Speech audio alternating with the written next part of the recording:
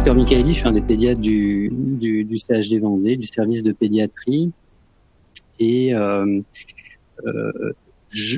pendant mon internat, je me suis pas du tout formé à la médecine de l'adolescent et encore moins aux troubles alimentaires. Et j'avais horreur de ça d'ailleurs à cette époque-là. Et comme quoi on change. Hein. Je me suis formé, je fais le DU de médecine de l'ado, et parce que les pédiatres qui s'en occupaient dans le service, il y en avait deux successivement, sont partis et qu'il fallait quelqu'un pour la relève. Donc je suis lancé et j'ai aucun regret. Il y a des jours c'est difficile, mais voilà, dans l'ensemble je suis très content. Et j'ai commencé à prendre en charge des patients sous de TCA en 2020, mars 2020, très bon créneau.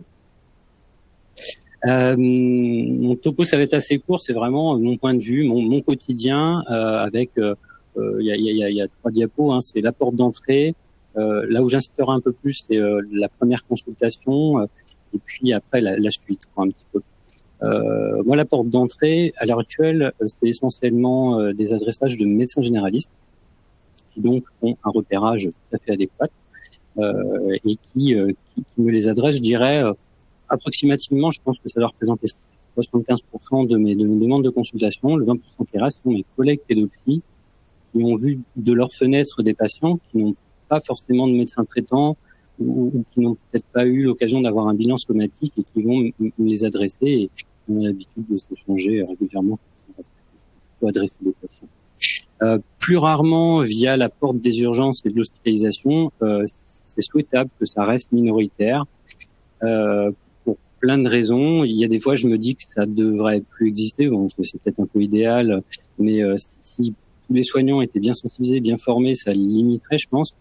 Mais voilà, ça ne réglerait pas tout. On a parlé un petit peu du déni. C'est vraiment pas facile pour des familles de mettre en évidence qu'il se passe quelque chose.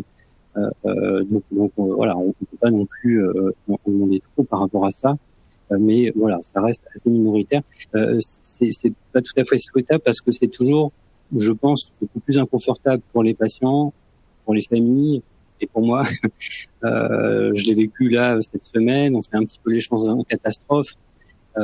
Des fois, les jeunes sont dans un état de dénutrition qui indique clairement l'hospice. On doit poser une sonde et moi, je les rencontre qu'après. Donc, on remonte un peu le temps et on les explique. Voilà,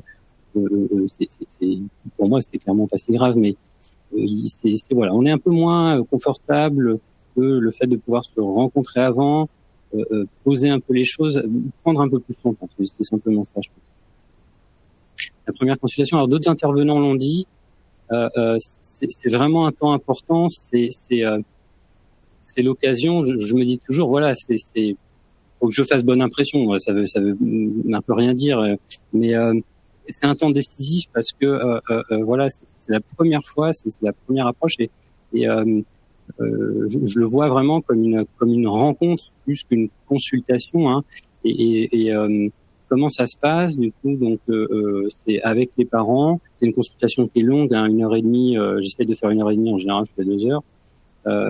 Je décris ce qui va se passer. Donc je dis que d'abord, l'idée c'est surtout de faire connaissance avec les parents et le jeune ou la jeune. Puis il y a un temps seul avec l'adolescent. Ça, c'est quelque chose de très classique, propre à la consultation de médecine de l'adolescent.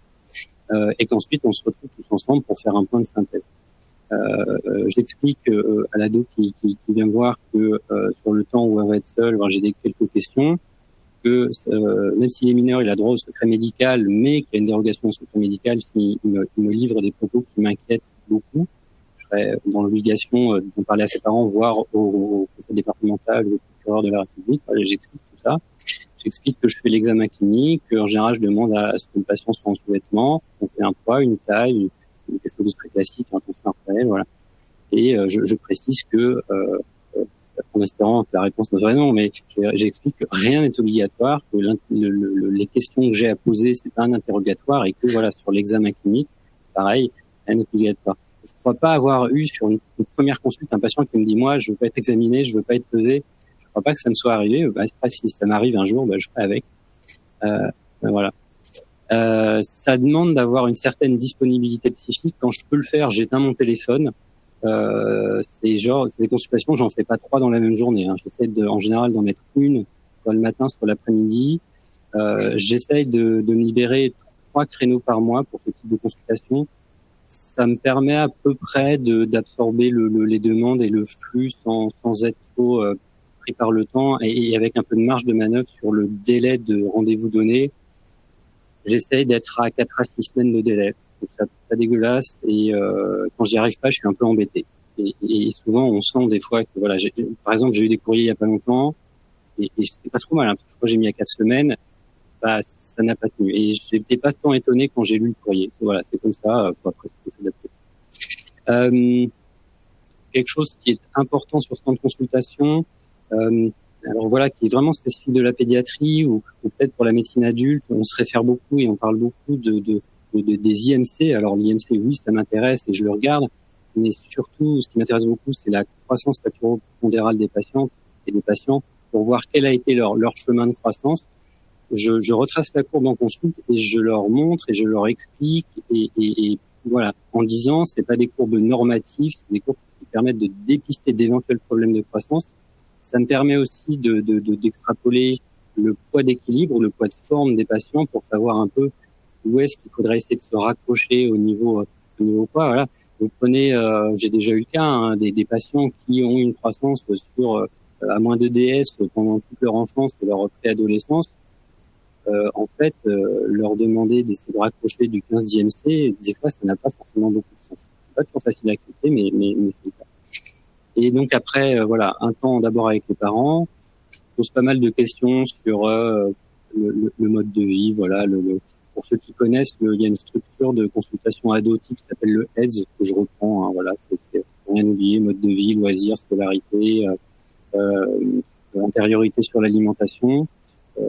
Quand j'ai le jeune seul, j'évoque, je demande, je questionne les toxiques, la toxique, l'exposition à des violences.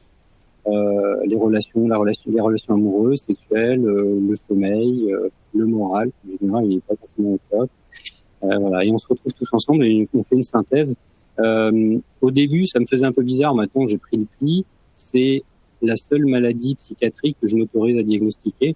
A priori, ça ne dérange personne, mais c'est vrai que je me suis toujours, des fois, je me fais cette raisonnement-là et je serais incapable de diagnostiquer une autre maladie psychiatrique. Mais bon, bah, celle-là. Voilà, et des fois c'est important de le faire. Des fois aussi je dis quand je sais pas trop. Après en général ce qui est certain c'est que le jeune que je rencontre il est porteur d'une souffrance et voilà, ça on peut travailler à partir de ça. Bon, je me suis un petit peu lâché du coup sur cette histoire de première consultation. Voilà, je me suis fait plaisir sur cette diapo. Pendant le DU de médecine de l'ado, j'ai eu la chance d'avoir une présentation. On a une présentation de Philippe Duverger, qui est un routier référent sur Angers. C'était sur le passage à l'acte ado, je crois, et j'ai beaucoup apprécié cette présentation. Et il a fait de la pub pour son livre. Et bon, quand j'ai vu le titre, je me suis dit ça devrait être accessible pour un médecin comme moi, somaticien. En plus, il était tout petit, donc c'est super. Je recommande. J'ai vraiment beaucoup aimé ce livre, et j'ai beaucoup aimé les messages qu'il véhicule.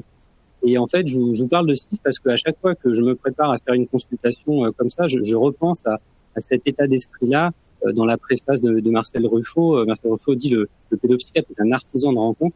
Alors je m'autorise à me dire que ça peut coller à n'importe quel soignant. Hein. Cette histoire-là de rencontre, ça s'extrapole clairement des troubles alimentaires et ça colle à toute rencontre soignant-patient en fait. Hein. Et j'aime bien le voir comme ça en fait et le vivre comme ça. C'est la première fois qui est vraiment décisif. C'est une rencontre, on va faire connaissance et en fait voilà, c'est très humain. Alors oui, il y a les éléments médicaux, le poids, la taille, tout ça, mais voilà pourquoi je voulais vous mettre cette petite diapo. Et à l'issue, donc un point de synthèse et alors ça m'arrive assez souvent. Je sais pas, je pourrais pas vous donner des chiffres, mais il y a pas mal finalement de consultations où à l'issue de ce premier temps de consulte, bah, franchement, je dis, bah, écoutez, vraiment, moi, j'ai pas d'éléments pour un TCA émergent. Je sais que parfois, peut-être, je peux me faire complètement avoir, hein, mais donc voilà. Donc après, je laisse la porte ouverte.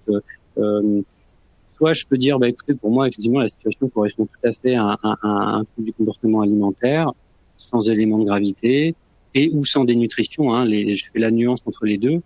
Ou alors il y a des éléments de gravité et ou des nutritions et je commence dès le premier rendez-vous des fois à dire bon il va falloir penser à l'hospitalisation et comment ça va se passer. Et à l'issue de ça, donc en fonction un peu des situations, soit je dis bah écoutez, je pense pas que ça soit nécessaire de se revoir, et puis voilà, après s'il y a besoin, bah, ça m'est arrivé de revoir des patients, des fois 1 an après, pour finalement la même question, et je redisais bah non, je vous reconfirme que j'ai pas d'éléments pour un trouble alimentaire.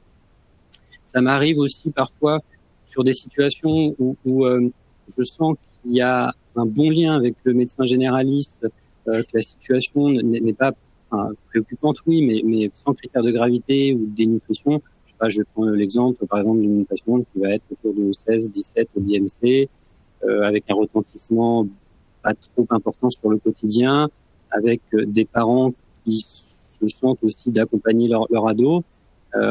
Et ben je peux dire bah écoutez, moi pour le moment je pense que c'est pas la peine de vous revoir. Par contre c'est important que je continue à voir votre médecin traitant, et je dis bien que je reste joignable, et dans ces cas-là j'essaie de prendre le temps de faire un point téléphonique avec le médecin traitant pour qu'on soit bien sur la même longueur d'onde, et j'apprécie beaucoup de faire ça, et souvent c'est des échanges qui sont très intéressants, et je sais que les médecins parfois aussi me rappellent, et on fait des points comme ça, et quand on sent qu'il y a un fléchissement sur le plan somatique et ou psychique, bah à ce moment-là, hop, on cale une consultation. Moi, ça me soulage aussi un petit peu de me dire que bah, je peux aussi, comment dire, me réserver, entre guillemets, en tant que médecin hospitalier, pour bah, les patients peut-être les plus graves, notamment sur le plan somatique. Je préconise toujours, comme le conseil le préconise les recommandations HS de 2010, d'avoir vraiment un binôme, un suivi conjoint avec un somaticien. Donc souvent je dis bah ça peut être moi, mais ça peut être le médecin G, et un thérapeute. C'est-à-dire que je dis ça peut être psychologue, ça peut être un pédopsychiatre, c'est pas forcément un pédopsychiatre. Je laisse un peu une porte ouverte là-dessus. Quand je pense qu'il y a besoin vraiment d'un accompagnement, comment dire, adapté, je préconise de s'adresser sur les structures de CMP, CMP ado ou CMP de secteur pour les plus jeunes. Et voilà. Et plus rarement, voilà, quand je parle d'hospice d'emblée, alors vraiment, j'essaye à tout prix d'éviter l'hospice dès le premier rendez-vous, parce que je me dis ouais, super quoi, le premier rendez-vous. Quand ça paraît imminent, en général, ça m'est arrivé de dire ben on se revoit dans 48 heures, ce que d'habitude je fais jamais sur la consultation hospitalière, ou alors la semaine prochaine. Mais on va sûrement parler d'hospice. Enfin, voilà, je parle quand même, j'utilise le mot. Voilà, je crois que je tiens le chrono. Je passe la main pour un moment.